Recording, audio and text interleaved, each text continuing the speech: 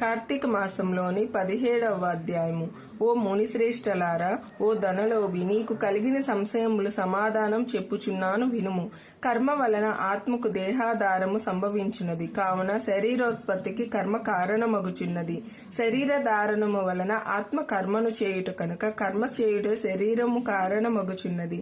స్థూల సూక్ష్మ శరీర సంబంధము వలన ఆత్మకు కర్మ సంబంధము కలుగునని తొల్లి పరమేశ్వరుడు పార్వతీదేవికి వివరించెను. దానిని నీకు నేను వివరించుచున్నాను.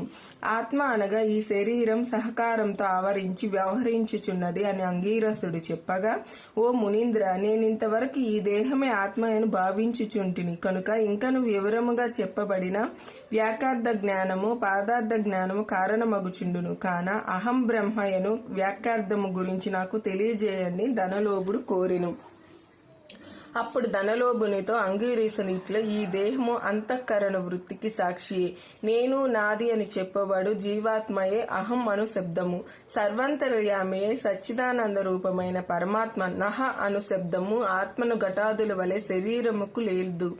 ఈ ఆత్మ సచ్చిదానంద స్వరూపము. బుద్ధి సాక్షి జ్ఞానరూపి సర్వేంద్రియములు మొదలైనవి వ్యాపారమందు ప్రవర్తింపజేసి వానికంటే నేరుగా ఉన్నదై ఎల్లప్పుడు కోరి తినేని ప్రకాశించుచు మండునదే ఆత్మ అనబడు నేను.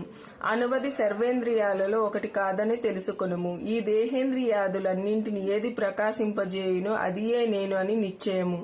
అందుచేత అస్థిరములను సర్వేంద్రియాలను కూడా నామరూపంలో నుండి నశించుటయే గాని ఎట్టి దేహమునకు జాగ్రత్తృష్ట్యా సుప్త వ్యవస్థలు స్థూల సూక్ష్మకార శరీరంబులు మూడింటి యందు నేను నాది అని వ్యవహరించేది ఏది ఆత్మయని గ్రహించుకొనుము.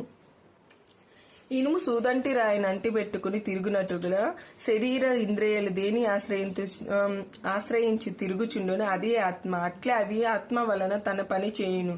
నిద్రలో శరీంద్రియాల సంబంధము లేక గాఢ నిద్రపోయి మేల్కొన్న తర్వాత నేను సుఖ నిద్రపోతిని సుఖంగా ఉంది అనుకునేది ఆత్మ.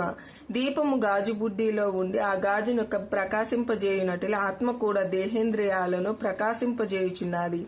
ఆత్మ పరమాత్మ స్వరూపమగుట వలన దానికి దారపుత్రాదులు ఇష్టమగుచున్నారు. అట్టి విశ్లేష ప్రేమస్పదమగు వస్తువేదో అదియే పరమాత్మని గ్రహింపుము.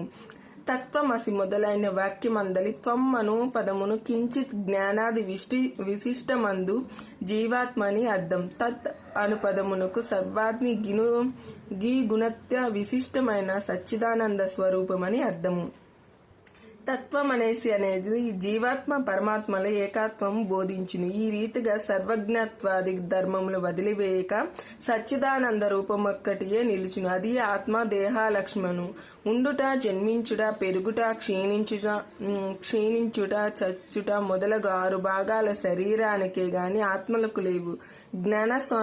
జ్ఞానానంద స్వరూపమే పూర్ణత్వం గలదని వేదములో దేనికి సర్వజ్ఞత్వము ఉపదేశము సంపూర్ణత్వము నిరూపింపబడి ఉన్నది అది ఆత్మని. కుండను జూచి అది మట్టితో చేసినదని ఏ విధముగా గ్రహింతుమో అటులోనే ఒక దేహాంతర్యామి జీవాత్మ పరమాత్మను తెలుసుకొనము. జీవులచే కర్మఫలం అనుభవించేసేవాడు పరమేశ్వరుడినియు జీవుడు కర్మఫలం అనుభవించిన వాడిని తెలుసుకొనుము. అందువల్ల మానవులు గుణసంపత్తు గలవాడే గురు శుశ్రూష నోనర్చి సంసార సంబంధమగ ఆశలన్నీ విడిచి విముక్తి నొందవలేను.